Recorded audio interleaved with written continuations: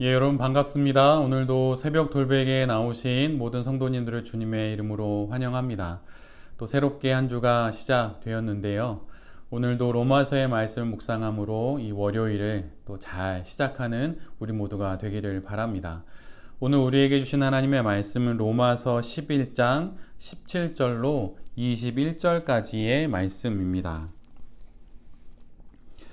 그런데 참 올리브 나무 가지들 가운데서 얼마를 잘라 내시고서 그 자리에다 돌 올리브 나무인 그대를 접붙여 주셨기 때문에 그대가 참 올리브 나무의 뿌리에서 올라오는 양분을 함께 받게 된 것이면 그대는 본래의 가지들을 향하여 우쭐대지 말아야 합니다.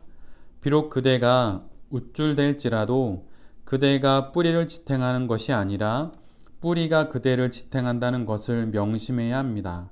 그러므로 본래의 가지가 잘려나간 것은 그 자리에 내가 접붙임을 받게 하시려는 것이었다 하고 그대는 말해야 할 것입니다. 옳습니다.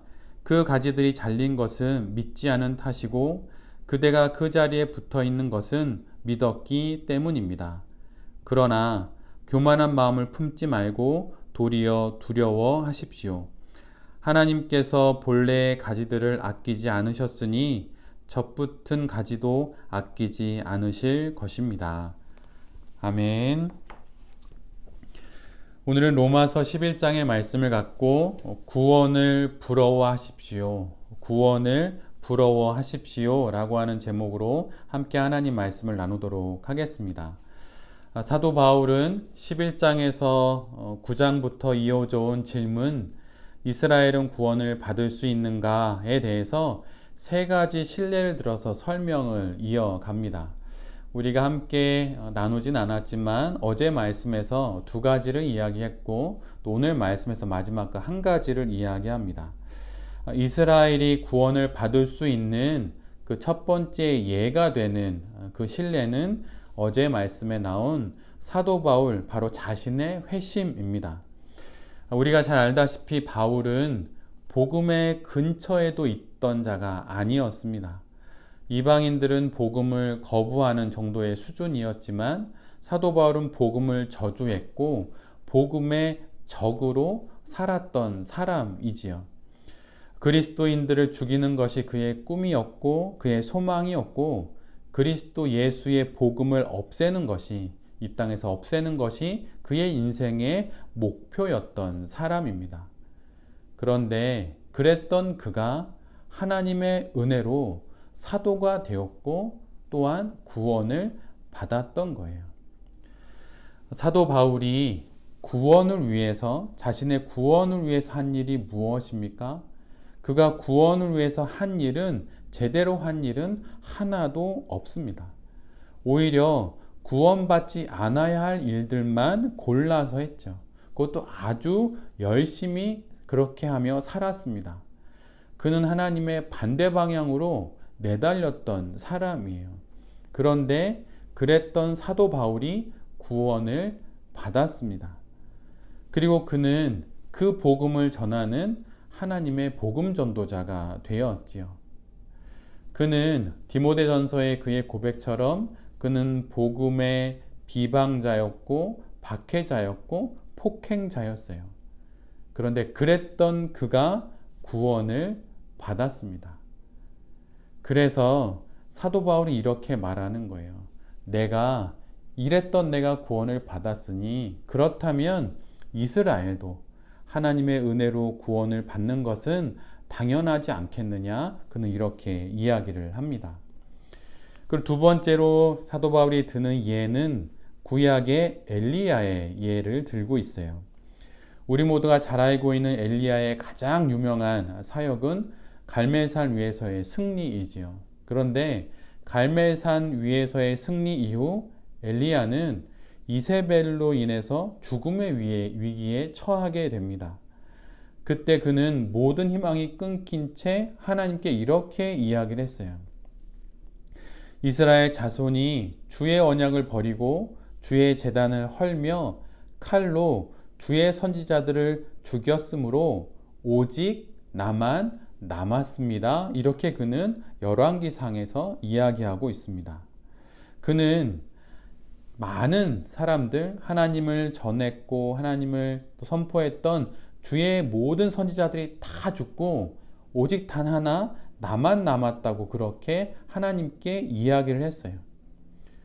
하지만 하나님은 엘리야에게 이렇게 반박합니다. 전능하신 신의 인간을 향한 반박이에요.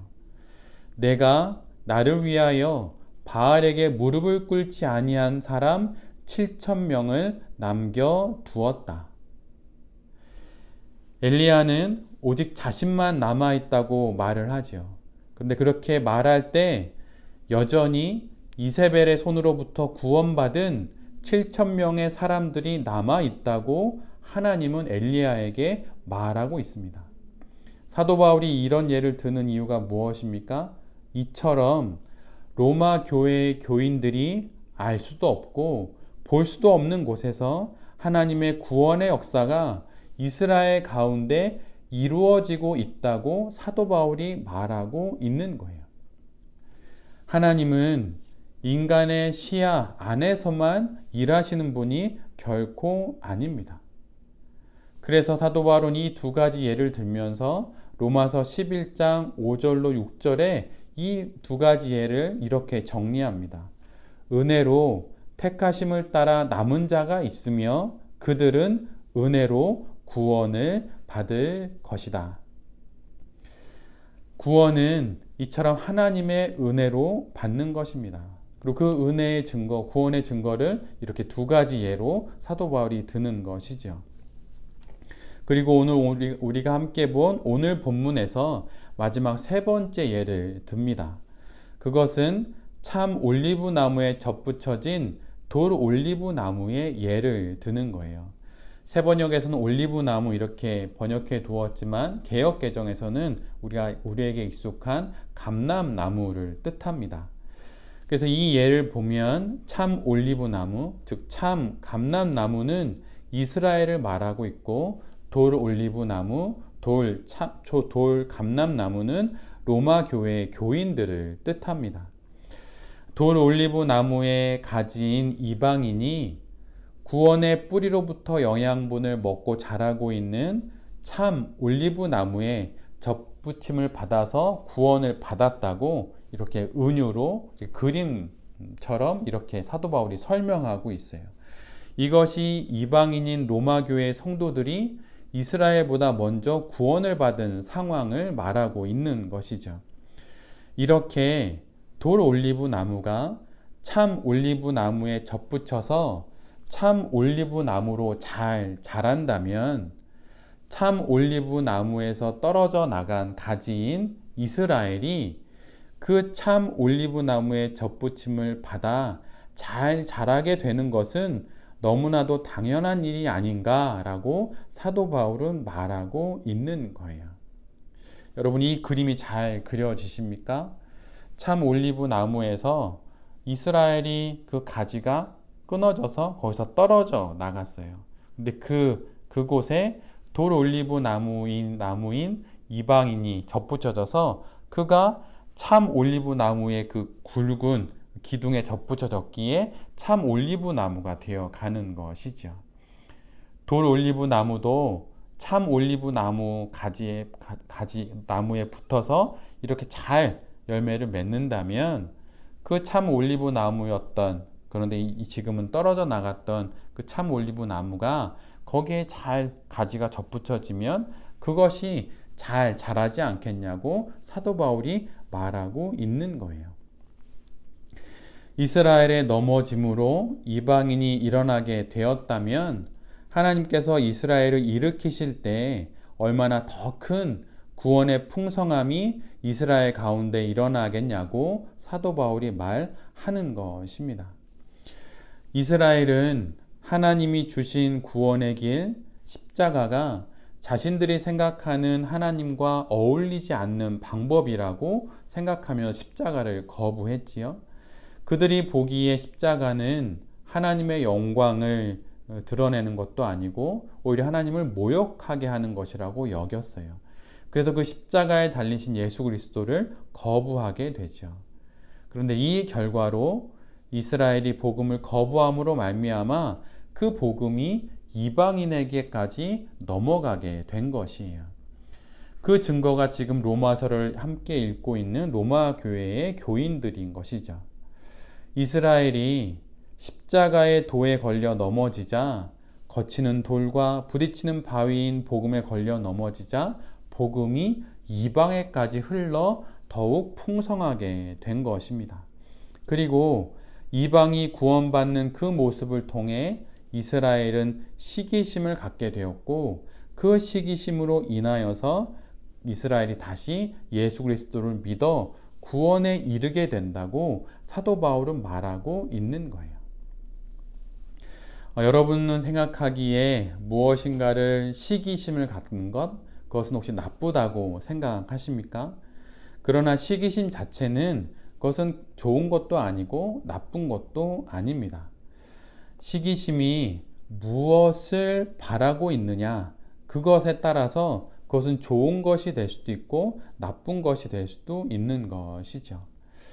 예를 들면 나보다 건강한 어떤 이가 갖고 있는 그 건강이 만약 우리가 부러워하는 것이 된다면, 그래서 그것을 부러워함으로 나도 운동을 열심히 하게 되어서 건강하게 될 수 있다면, 또 그렇게 되었다면 그 시기심과 부러움은 좋은 것이 될 것입니다.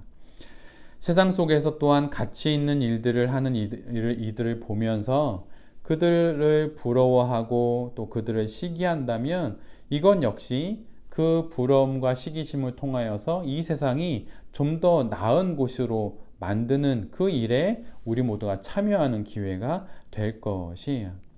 그러기에 구원을 부러워하는 것, 이방인이 가진 구원을 시기하여서 나 역시 구원받기를 원하는 이스라엘의 이 마음은 매우 좋은 것이라고 말할 수 있습니다. 처음에는 이스라엘이 복음을 거부하여 이방인이 구원을 받았는데 이제는 이방인이 받은 구원을 이스라엘이 부러워하므로 이스라엘이 다시 구원을 받게 되는 것입니다. 이로써 이스라엘과 이방인 모두 구원을 받게 되는 것이죠. 구원은 이처럼 우리 모두가 참으로 부러워하고 흠모하기에 충분한 것입니다. 그 구원을 주시는 예수 그리스도를 사모하는 것은 또한 참으로 아름다운 일인 것이죠. 우리가 받은 이 구원을 더욱 사모하고 또한 더욱 부러워함으로 내가 구원받은 이 모습을 통하여서 아직 구원받지 못한 많은 사람들이 구원을 부러워할 수 있도록 그렇게 살아가는 것이 우리 모두가 이 땅에서 살아가야 할 참다운 성도의 삶일 것입니다. 우리가 받은 구원이 그런 역할을 하고 또 우리 인생이 세상에서 그러한 역할을 할 수 있도록 이 새벽돌백의 모든 성도님들과 제 자신이 그러한 삶을 살아가는 귀한 성도가 될 수 있기를 간절히 기도드립니다. 아멘. 제가 기도하도록 하겠습니다. 주님, 우리에게 주신 구원이 어떤 것인지 더 깊이 알아가게 하시니 감사를 드립니다. 다 알 수 없고 다 볼 수 없는 곳에서 구원을 이루시는 당신을 또한 보게 하시니 주님 감사합니다. 영원한 생명을 위한 구원과 매일의 삶을 위한 구원을 지금도 우리의 삶 가운데 이루고 계신 하나님을 우리 모두가 바라보게 하여 주시옵소서. 이 좋은 구원을 부러워하고 또한 사모하며 살아가는 우리 인생이 되게 하여 주시옵소서. 새로운 한 주가 시작되었습니다. 주님, 이 한 주도 구원받은 자로 잘 살아가게 하여 주시옵소서. 이 모든 말씀 우리 주 예수 그리스도의 이름으로 간절히 기도드립니다. 아멘.